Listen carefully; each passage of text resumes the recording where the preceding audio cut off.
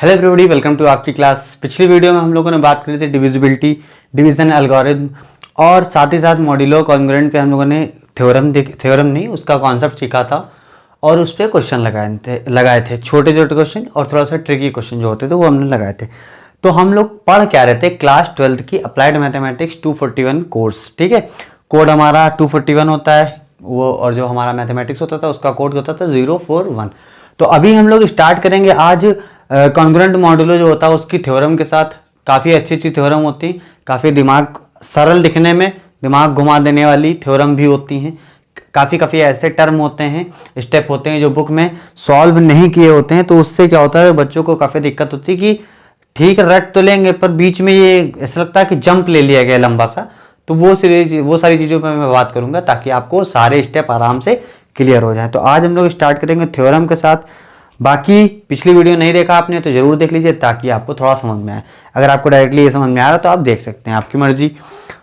तो स्टार्ट कर देते हैं थ्योरम के साथ। थ्योरम के लिए तो अपनी कॉपी अपने पास रखनी पड़ेगी। थ्योरम के जो स्टेटमेंट होते हैं वही इतने बड़े होते हैं, याद ही नहीं रह सकते। सबसे पहले थ्योरम है हमारी। थ्योरम इसमें बहुत ज़्यादा है, हो सकता है 3 वीडियो लग जाए, हो सकता है 2 वीडियो में बने, आज की वीडियो अगली वीडियो। ठीक है, तो उसके लिए आप हमें माफ़ करिएगा क्योंकि मैं पढ़ाऊँगा सारा, बोर्ड में जो आएगा वो आपको नहीं पता है अभी क्योंकि ये पहली बार हो आपका कोर्स आया है। ठीक है, let a b any two integers, let a and b any two integers and m be a positive integer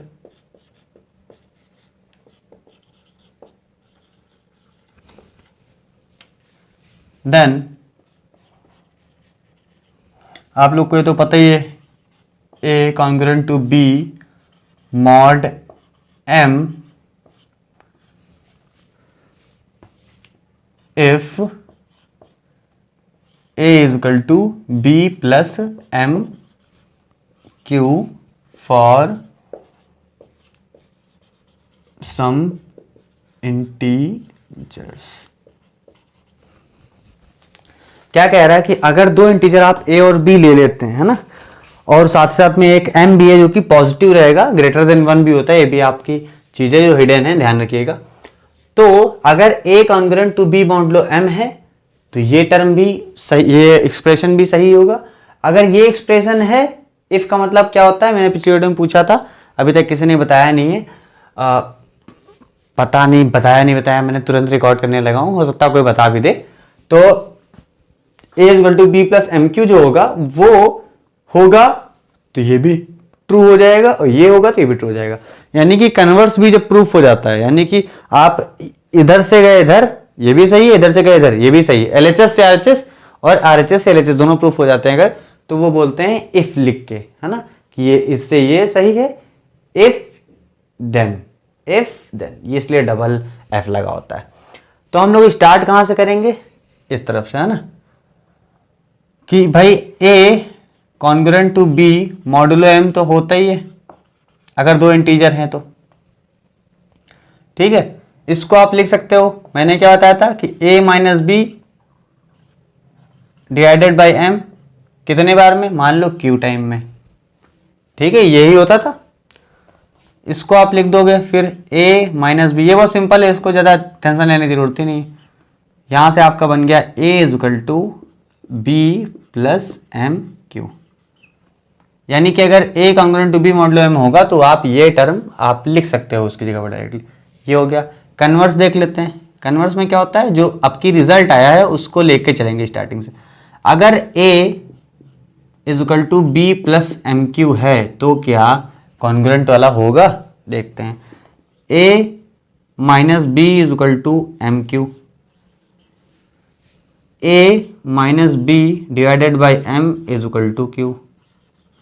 अगर 2 इंटीजर a माइनस बी के फॉर्म में जो है a minus B divided by m, तो हम लोगों ने क्या सीखा था, अगर ऐसा कहीं पे होगा तो हम लिख सकते हैं a congruent to b modulo m। Simple सी बात। इसको थ्योरम नहीं कहना चाहिए, इस तो डायरेक्टली आपको कॉन्सेप्ट यहाँ पे छपवाना था, तो मैंने बता दिया। थ्योरम होती है हालांकि, पर ये बहुत सिंपल सी बात है, इसको तो थ्योरम के कैटेगरी में रखनी ही नहीं चाहिए। थ्योरम जो प्रजाति है, थ्योरम स्पीसीज, उसकी बेइज्जती हो गई।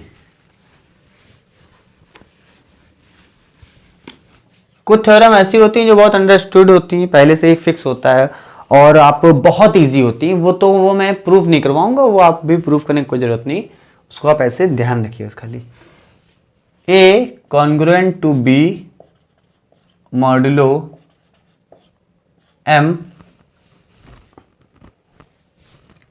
If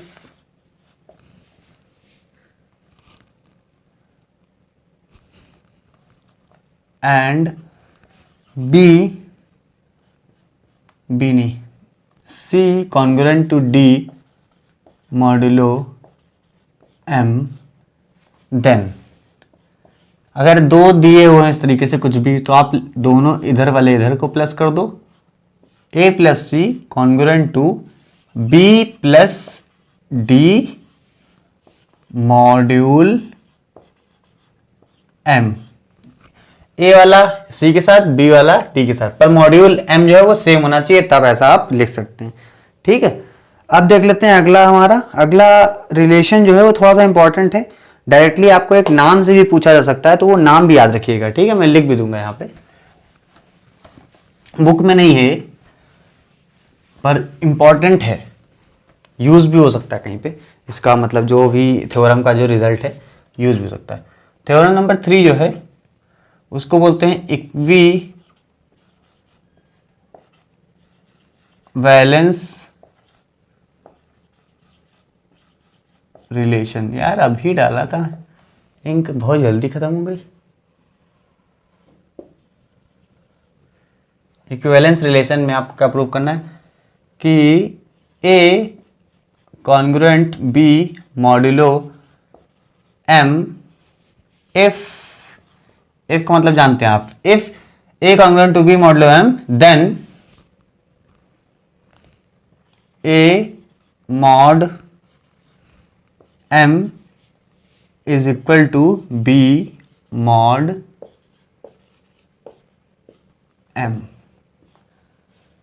If A congruent to B modulo M, then A mod M is equal to B mod M, या if A mod M is equal to B mod M, then A congruent to B भी proof हो सकता है। अब proof करके हमको दिखाना है, तो हम लोग लेके चलेंगे इधर वाला ना।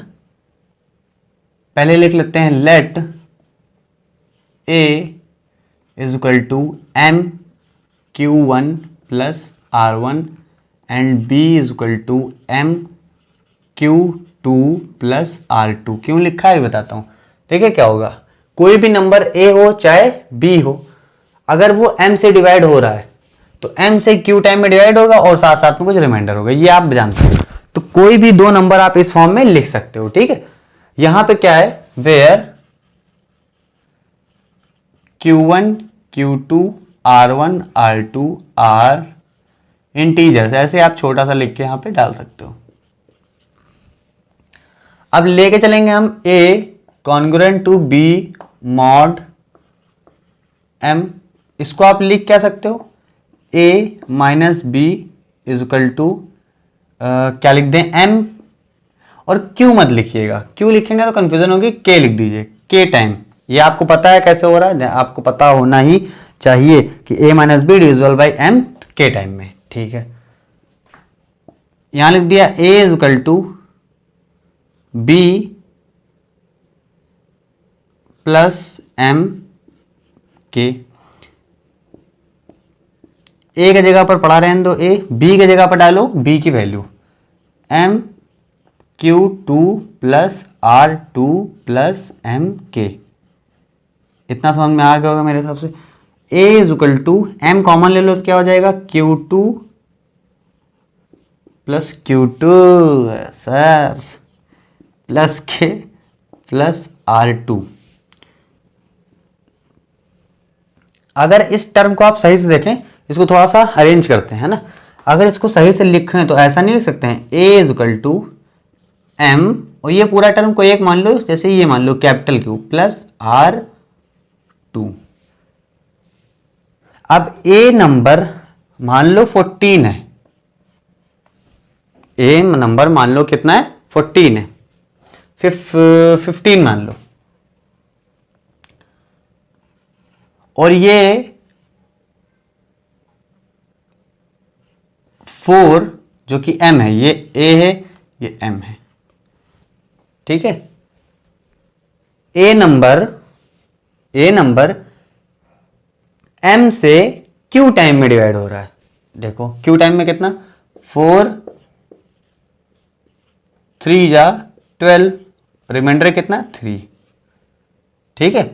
तो इसका जो रिजल्ट आया वो आया 3 जो कि क्वोशिएंट है, प्लस फिर आया, प्लस नहीं ऐसे लिख देते हैं कॉमा करके, 3 जो कि रिमाइंडर है, जो कि हम लोगों ने R2 लिख रखा है,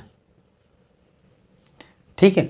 सिमिलरली यहां पे देखो A, जैसे A था, A यहां देखो M जो है आपका वो वही नंबर है, M और M तो सेम है, यहां लिखो M पे जगह 4, A भी सेम है, तो आप इसको करोगे तो फिर से 3 ये वाला और यही वाला 3 तो आएगा, कुछ बदल तो जाएगा नहीं। इसका मतलब ये वाला Q, A वाली लाइन में जाओ, Q1 से मैच कर रहा है, और ये वाला R2 R1 से मैच कर रहा है, ठीक है। इंपॉर्टेंट बात समझ में आई क्या बता रहा हूं मैं।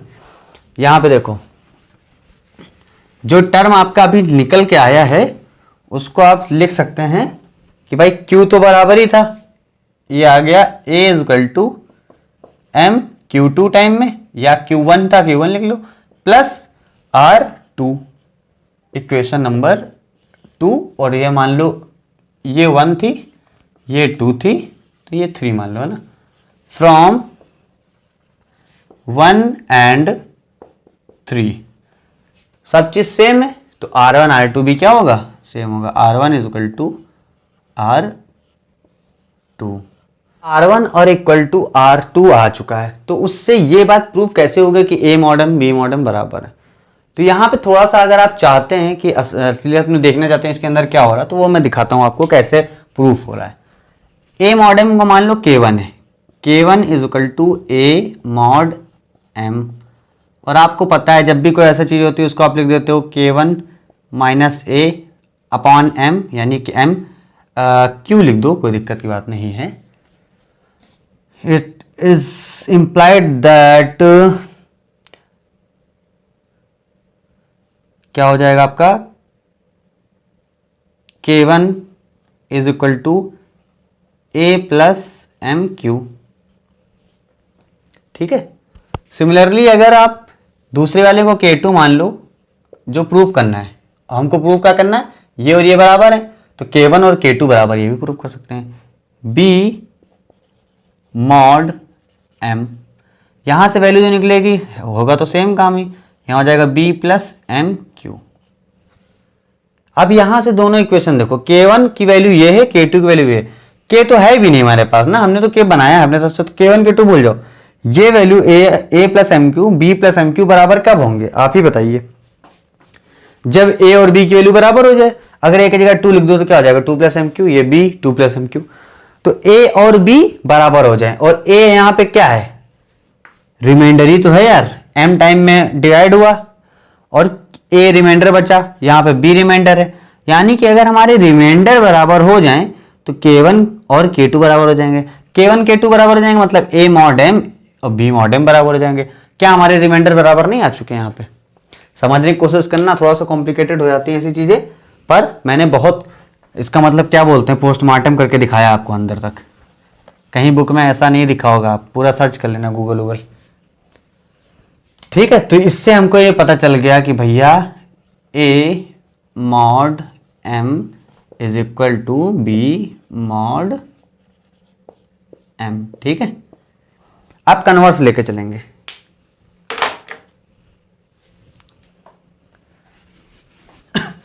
अब कन्वर्स लेके चलेंगे। कन्वर्स क्या है हमारा, A mod M is equal to B mod M, ये ब्रैकेट लगाओ चाहे ना लगाओ, इस क्वेश्चन में ऐसे सिंपल भी आ सकता है, ठीक है। क्योंकि सामने वाला कोई टर्म है नहीं तो ऐसे भी लिख सकते हैं, इतना है। और इस चीज को अभी हम लोगों ने क्या प्रूव करा था कि R1 is equal to R2 होगा इस केस में। तो R1 is equal to R2 मान लो क्या है इस टाइम पे हमारा गिवन है ना, जहां जरूरत होगी लिख सकते हैं आप। हमको प्रूव क्या करना है, A congruent to B modulo M।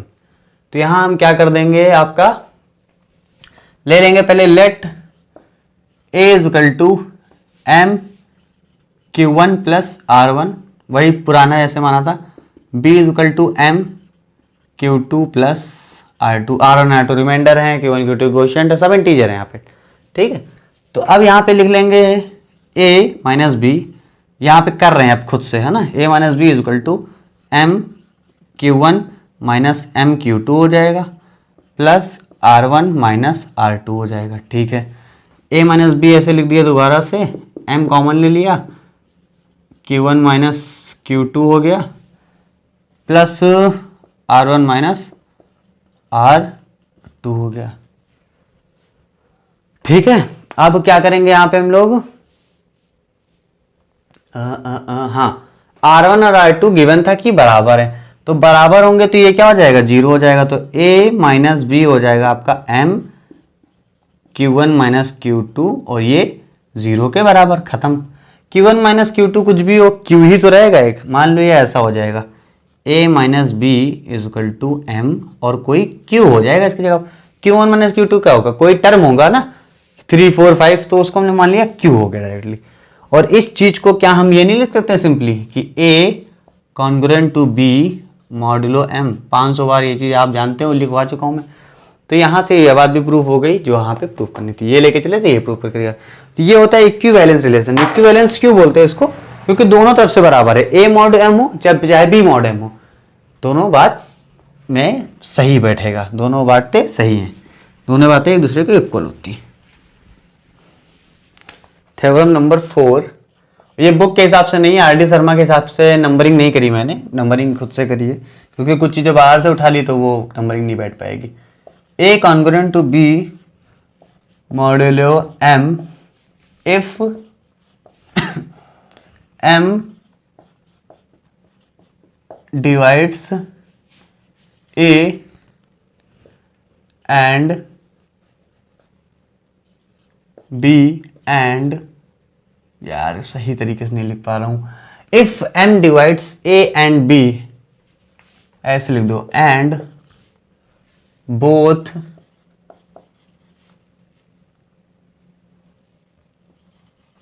leaves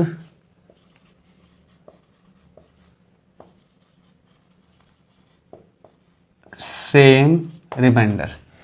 कहने का मतलब क्या है कि चाहे A डिवाइड करे चाहे B को डिवाइड करे, M जो है, दोनों केसेस में आपका रिमाइंडर सेम आएगा, ठीक है। तो हम लोग स्टार्टिंग ऐसे करेंगे कि रिमाइंडर अलग अलग है और बाद में प्रूव करके दिखा देंगे रिमाइंडर तो एक ही है। हम तो बेवकूफ बना रहे थे आपको, है ना। तो लेट A एंड B, यहाँ ये प्रूफ है आपका बेहतरीन सा, और ये बहुत इंपॉर्टेंट थ्योरम मेरे अकॉर्डिंग, ठीक है। क्योंकि हम तो कोई इलाहाबाद बोर्ड तो है नहीं हम, लेकिन पर्सनली मेरे ओपिनियन में अच्छी एक थ्योरम है डिसेंट सी, तो वो पूछी जा सकती है आपसे, या इस पे कोई रूल आ जाए, कोई मतलब कोई क्वेश्चन बन जाए।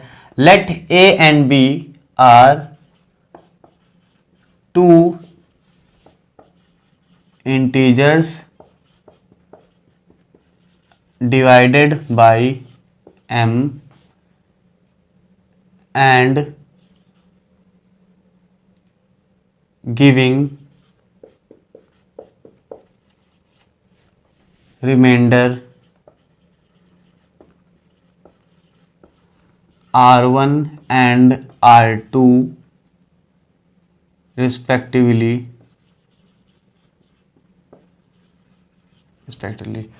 then there exist Q1 and Q2, वो भी रिस्पेक्टिवली है, टू इंटीजर्स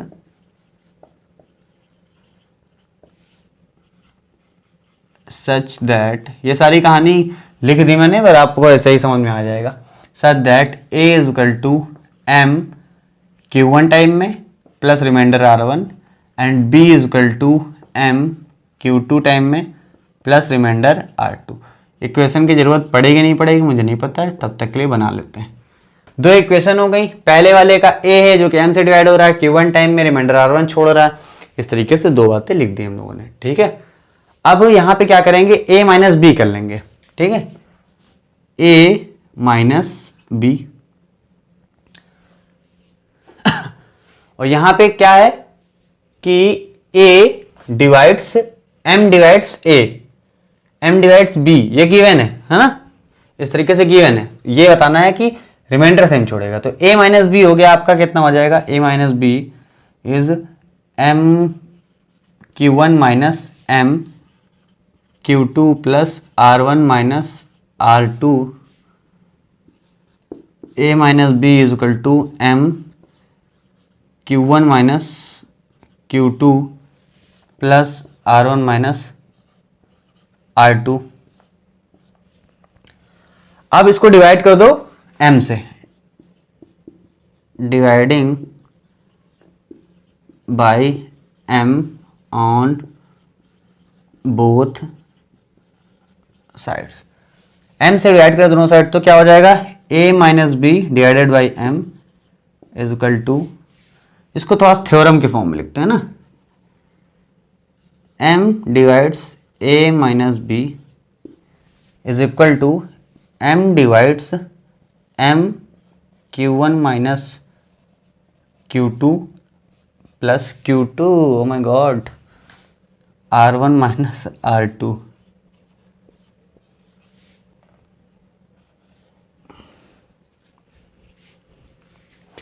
अब यहां ये सारा गेम स्टार्ट होगा। कह रहा है कि M डिवाइड कर रहा है A माइनस बी को, माना है हम लोगों ने, पर दोनों तरफ माना तो फर्क नहीं पड़ता। M डिवाइड कर रहा है A माइनस बी को, क्यों कर रहा है, क्योंकि M जो है A को भी डिवाइड कर सकता है कि B को भी कर सकता है, तो उसके डिफरेंस को भी कर सकता है। तो M, या फिर यहाँ इक्वेशन से डायरेक्टली आप मान ले A माइनस बी को डिवाइड कर रहा, तो M इधर के पूरे टर्म को भी तो डिवाइड करेगा।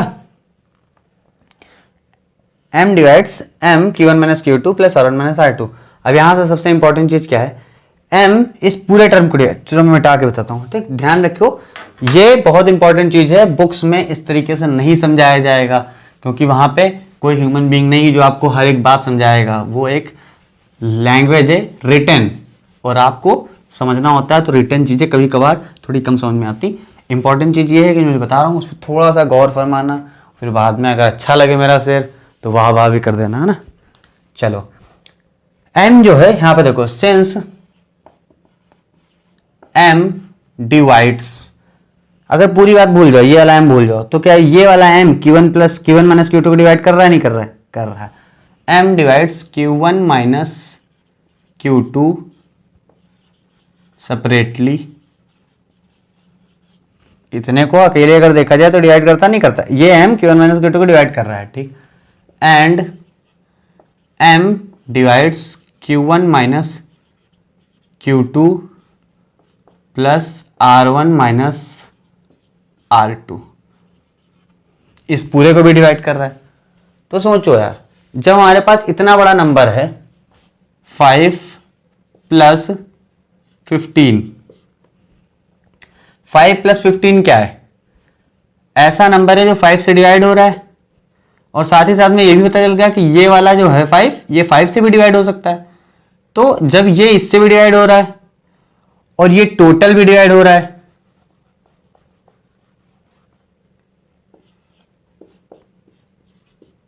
ये 5 से तो ये 5 डिवाइड हो ही रहा है, तो इसके लिए तो हमको पता ही है कि ये हो जाएगा, ठीक है।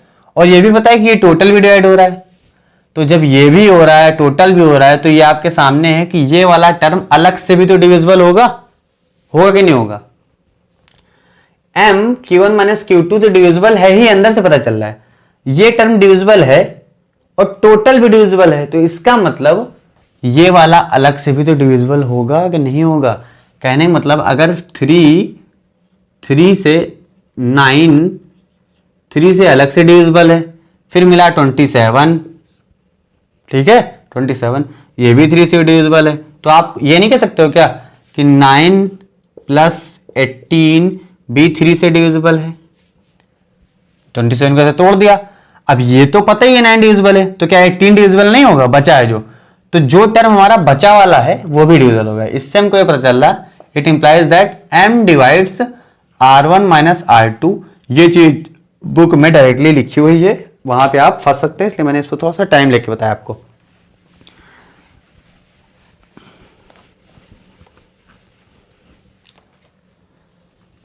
एक और टर्म बहुत सा मिस्ट्री वाला एकदम, देखो क्या है इसमें, यहां पे बोला गया है लीव सेम रिमाइंडर। यहां पे आप बुक में देखेंगे तो लिखा होगा r1 minus r2 is equal to 0। इसका मतलब r1 आपका r2 के बराबर है, रिमाइंडर सेम हो गया। आप कहोगे वाह भाई वाह, समझ गए, मजा आ गया। पर यार सच बताओ, m divides r1 minus r2 आपको किस तरीके से बता रहा है कि r1 r2 का सब्सट्रैक्शन 0 होगा? अगर आपको डायरेक्टली कोई तरीके से समझ में आ रहा है तो भाई आप साइंटिस्ट हैं या आप बहुत बड़े मैथमेटिशियन हैं। पर मेरे हिसाब से यार यहाँ पे ये चीज़ थोड़ा सा एक्सप्लेन करनी चाहिए थी कि क्यों आपने लिख दिया डायरेक्टली r1 माइनस r2। अब मैं बताऊंगा कि क्यों लिख दिया गया है, इसके पीछे का रीज़न क्या है। अगर आपको आपसे कोई पूछ रहा है तो आप क्या बताओगे, ठीक है। देखो r1 माइनस r2 m से डिविजिबल है। r1 भी एक रिमाइंडर है, r1 is a remainder, so as r2। दोनों रिमाइंडर हैं। रिमाइंडर क्या होता है? रिमाइंडर हमेशा जिससे डिविजिबल होगा, जो रिमाइंडर क्या होता है, हमेशा कम होता है ना, जो डिवाइजर से कम होता है। जैसे मान लो लिखा है यहां पे 7 और यहां से 3 से किया तो 3 2 जा 6, 2 टाइम में हुआ और प्लस रिमाइंडर बच गया है 1। तो जिससे आप डिवाइड करते हो रिमाइंडर उससे तो छोटा ही होगा, यानी r1 is less than m। Simple सी बात है। Similarly r2 is also less than m। और फिर उसके बाद बोल दिया r1 माइनस r2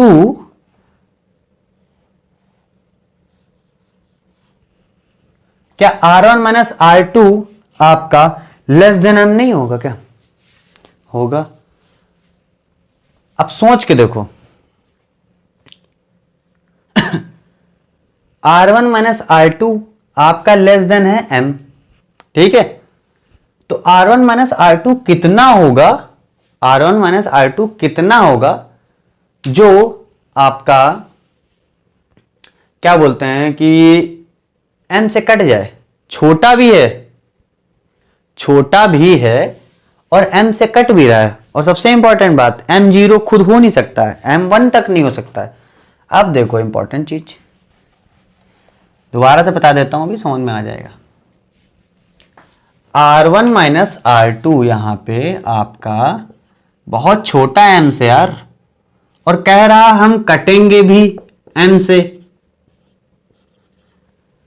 अगर ऐसे ही मैं यहां पे मैथमेटिकल नंबर्स में ले लूं, 3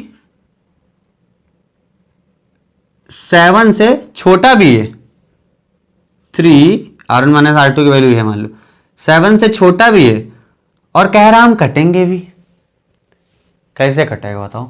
7 इंटू 1 भी कर दोगे अगर, जो कि हो नहीं सकता m की वैल्यू, m की वैल्यू तो ये छोटी, ये मतलब यहां तो 1 तो हो सकता है, यहां तो 1 हो सकता है, तब भी नहीं हो पाएगा। इसका मतलब r1 एंड r2 एक ऐसा नंबर होना चाहिए जो कट भी जाए और m को कोई फर्क भी ना पड़े, ठीक है। ऐसा नंबर एकमात्र नंबर है 0। ऐसा नंबर r1 माइनस r2 एक ऐसा नंबर दे जो कट भी जाए तो 0 कटेगा। 0 कितनी बार में कटेगा? अब मान लो m की वैल्यू 2 है तो 0/2 है, तो 2 m की वैल्यू तो नहीं है 1 से कम, m तो पॉजिटिव है, पर 2 है, ये जो 2 इंटू करेगा अपने आपका 0 से, यानी ये हो गया m, ये हो गया q, और बना देगा आपका 0। समझ रहे बात को? मतलब r1 माइनस r2 एक ऐसी वैल्यू है, m मान लो यहां पे एक एग्जांपल और छोटा सा, मजा नहीं आ रहा है ना। R1 माइनस R2 मान लेते हैं 3 है, और m की वैल्यू फिक्स कर लो यहां पे कि 7 है। ठीक है, क्यों R1 माइनस R2 3 है? क्योंकि भैया R1 माइनस R2 m से छोटा है, 7 से छोटा। ठीक है, तो R1 माइनस R2 3 है। क्या 3 डिविजिबल है 7 से? नहीं है, स्टेटमेंट आपका गलत हो गया। R1 माइनस R2 और छोटा लेके देखते हैं, 2 ले लिया। क्या 2 डिविजिबल है? नहीं है। क्या 1 डिविजिबल है? नहीं है। क्या 0 डिविजिबल है? है, क्योंकि 7 अपने आप का मल्टीप्लाई अगर 0 से कर देगा तो आपका 0 आ जाएगा, पर 1 और 2 लाने का कोई तरीका नहीं था। इसका मतलब R1 माइनस R2 की वैल्यू ही 0 होगी, और वही हमारा R1 और R2 को बराबर कर देगी, और R1 और R2 रिमाइंडर थे।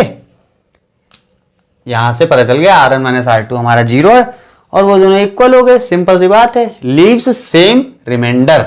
ये बात प्रूव करनी थी, ये बात आसानी से आप लोगों ने प्रूव कर ली है। आप लोगों को बहुत बहुत बधाई हो। और जो है लड्डू उड्डू भिजवाओ घर पे यार। हालांकि लड्डू मुझे पसंद नहीं है, पर अपने इंडिया में यही कहा जाता है तो कह दिया हमने, है ना।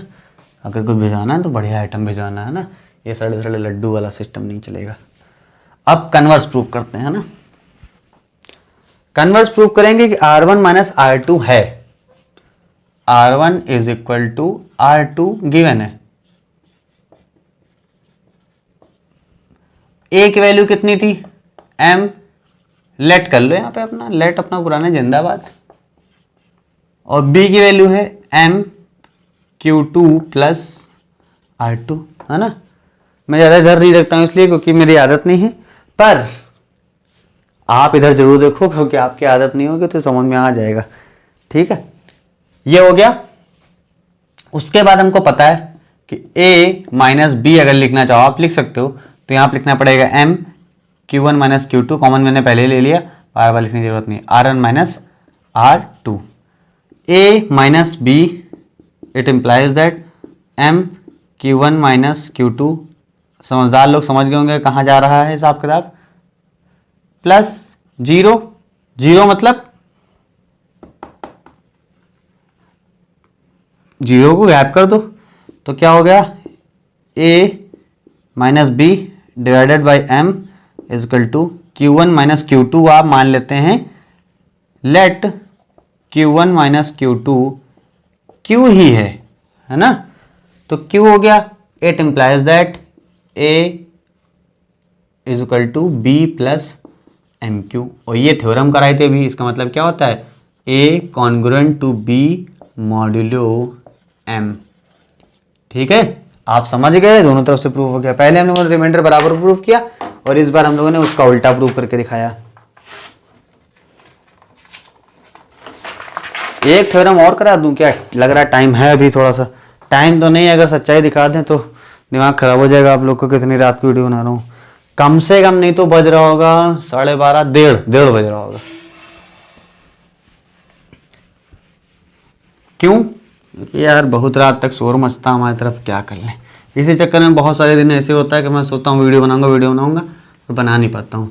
मेरे चैनल की ग्रोथ एकदम 0 हो गई। बहुत दुख होता है इस बात का, क्योंकि बहुत मेहनत करी थी, इतनी वीडियोस बनाई, पर कोई बात नहीं, लंबा गेम खेलना है ना, 4 दिन का गेम नहीं खेलना है।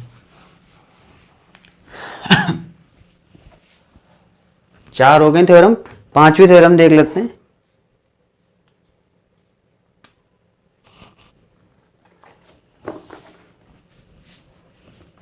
पांचवी थ्योरम है हमारा, late A B C be any 3 integer and M be a positive integer।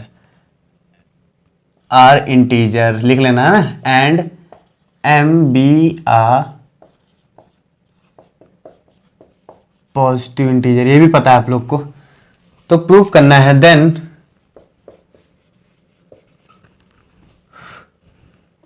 A congruent to A mod M, मतलब रिलेशन रिफ्लेक्सिव होता है। रिफ्लेक्सिव मतलब खुद का खुद के साथ relation. A congruent to B mod M symmetrical भी होगा, सिमेट्रिक रिलेशन, रिफ्लेक्सिव प्रूफ करना है, मतलब ये प्रूफ करना है, दिया नहीं है। रिफ्लेक्सिव, सिमेट्रिक, और तीसरा होता है, अच्छा इसमें तो ठीक था। सिमेट्रिक में क्या होता है, ऐसा, इफ देन बी, जो इक्विवेलेंस वाली बात हो गई थी, पर यहां पे थोड़ा सा अलग है ना, मॉड एम उल्टा, ये रिलेशन दिखा रहा है आपका रिफ्लेक्सिव, प्रूव करके दिखाएंगे कि ये दोनों बराबर हैं। और ट्रांजिटिव में क्या होगा, if A congruent to B modulo M and B congruent to C modulo M, ink डाल रहा हूं अभी, परेशान मत होइएगा, then A congruent to A, शुरुआत वाला लास्ट वाला, सी मॉड्यूलो एम। ठीक है, ये तीनों रिलेशन मैं प्रूव करूंगा, लास्ट थ्योरम होगी आज की। चलो सबसे पहले वाले को देखते हैं, है ना, a congruent to m, proof of 1, a congruent to a modulo m, मतलब क्या, a minus A is divisible by m, यही तो मतलब है। तो इसका मतलब क्या निकला, एम डिविजिबल बाई नहीं, sorry, a minus a divisible by m, 0 divisible by m, जो कि होता है। इसका मतलब ये बात सही है, अभी मैंने बताया था 0 डिविजिबल होता है एम से, तो ये बात सही है। इसका मतलब a congruent to a mod m, मतलब लेके हम क्या चले हैं, उल्टा लेके चल दिए यार, पता नहीं क्या समझ आ रहा हूं मैं।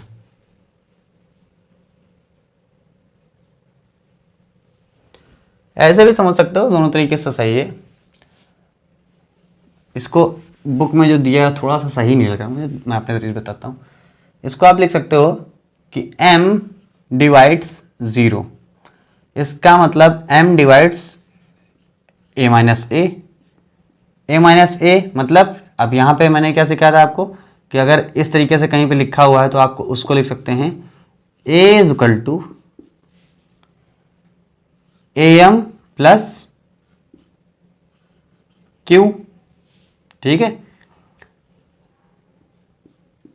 am प्लस q नहीं, A Q M plus A. तो क्या मिल जाएगा आपको, a minus B, a minus A is equal to Q M. और ये चीज क्या दिखा रहा है कि a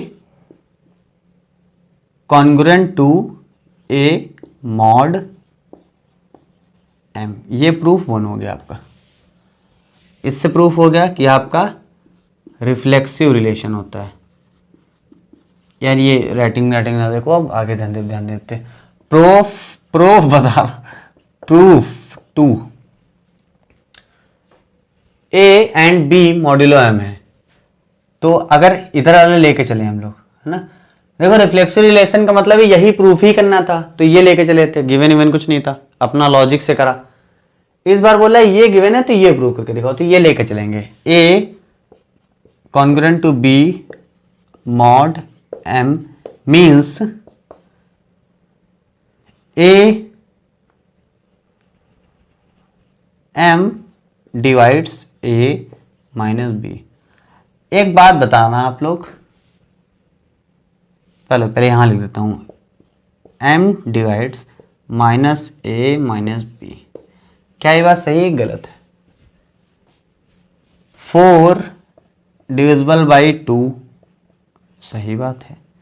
तो क्या -4 डिविजिबल बाई 2 नहीं होता है? क्या होता है ना, -2 टाइम में होगा, बस इतना ही तो बात है।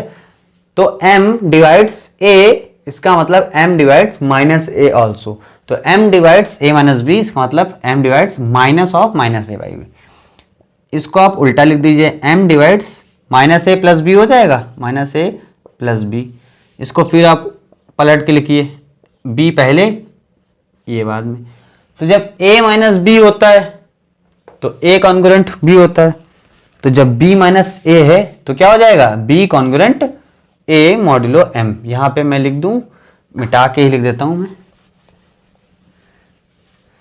कि जब मिल गया आपको m divides b minus a, इसका मतलब आपको समझ में आ गया b congruent to a modulo m। इसका मतलब आपको प्रूफ ये मिल गया कि रिलेशन क्या होता है आपका सिमेट्रिक। सिमेट्रिक मतलब दोनों तरफ से बराबर, सिमेट्रिक रिलेशन। ठीक है, थर्ड प्रूफ देख लेते हैं फटाफट से।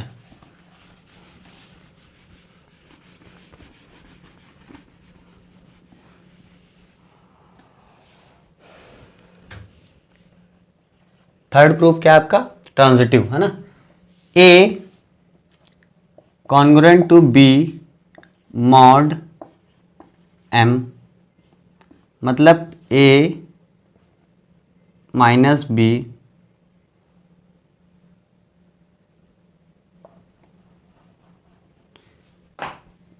ए m divides a minus b. ठीक है, a माइनस बी और इसको डिवाइड कर दिया जाए अगर तो क्या हो जाएगा, हमको प्रूव करना है a माइनस सी। ठीक है, ये हो गया। एंड साथ साथ में है b congruent to c mod m। तो बोल रहा है कि m divides b minus C. m a minus B को भी डिवाइड कर रहा है और m b माइनस सी को भी डिवाइड कर रहा है, तो दोनों से हम ये नहीं कह सकते हैं क्या m डिवाइड्स दोनों का सम। और ये थ्योरम में था, अभी शुरुआत में बताया था ना कि m a को डिवाइड कर रहा है तो सही, b को डिवाइड कर रहा है तो सही, तो a प्लस बी के सम को भी डिवाइड करेगा। तो यहाँ सम वाला रूल लग गया। देखो m divides a minus B plus B minus C, B B cut गया तो क्या बचेगा आपका a माइनस सी। अगर m डिवाइड कर रहा a माइनस सी को तो मतलब क्या निकल रहा कि a congruent to c mod m। लेके चले थे a congruent to b, b congruent to c, आ गया a कॉन्ग्रुएंट टू c। इसका मतलब रिलेशन हमारा ट्रांजिटिव भी होता है। मॉड्यूलो कॉन्ग्रुएंट रिलेशन जो होता है आपका कॉन्ग्रुएंट भी होता, सॉरी क्या बोल दिया मैंने, थर्ड क्या था, ट्रांजिटिव भी होता है। एक छोटी सी चीज और है, वो भी इसी में बता देता हूं। छोटी सी चीज मतलब बहुत छोटी सी चीज।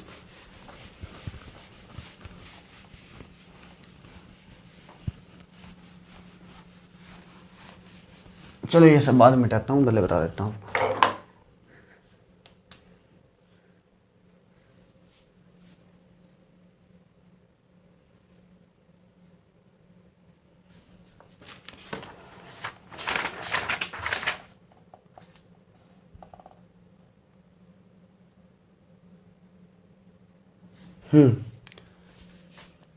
थ्योरम है आपकी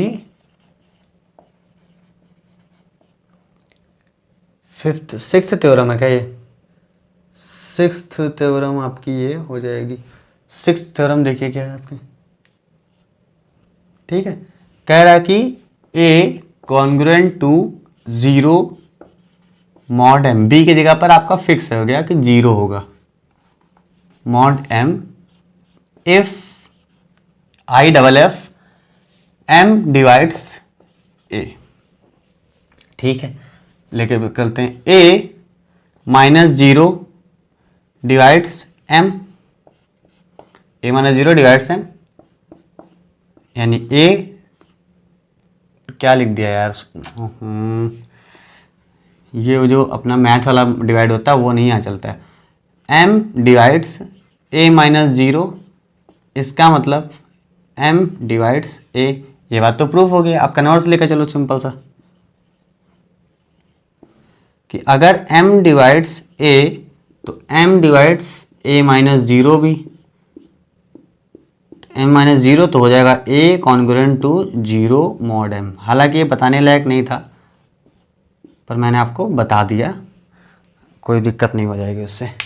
तो ये था दोस्तों दूसरा पार्ट। अगर आपको अच्छा लगा तो लाइक करिएगा, शेयर करिए अपने दोस्तों के साथ। काफ़ी देर हो गई, सोने का मन करने लगा है और अभी आप लोगों को वीडियो को शेयर करना है, थोड़ा सा हेल्प करिए। जब थोड़ा बहुत वीडियो ग्रोथ होती है वीडियो में तो थोड़ा पढ़ाने में भी मजा आता है, क्योंकि जब कोई देख ही नहीं रहा तो पढ़ा किसको रहा हूँ, ये फीलिंग आने लगती है। पैसा और ये सारी चीज़ें तो बहुत सेकेंडरी होती है, कम से कम कोई देखे तो थोड़ा सा अच्छा लगता है ना। तो अभी हम लोग जो है अगला पार्ट लेके मिलेंगे थ्योरम में ही, और वो जो पार्ट होगा उसमें थ्योरम सारी खत्म हो चुकी होंगी।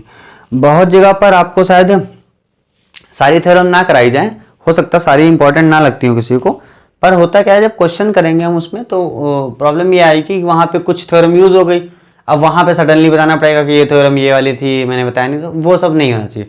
पूरा बेसिक तैयार होना चाहिए, क्वेश्चन उड़ जाने चाहिए। ठीक है, तो मिलता हूँ अगली वीडियो में, तब तक के लिए धन्यवाद।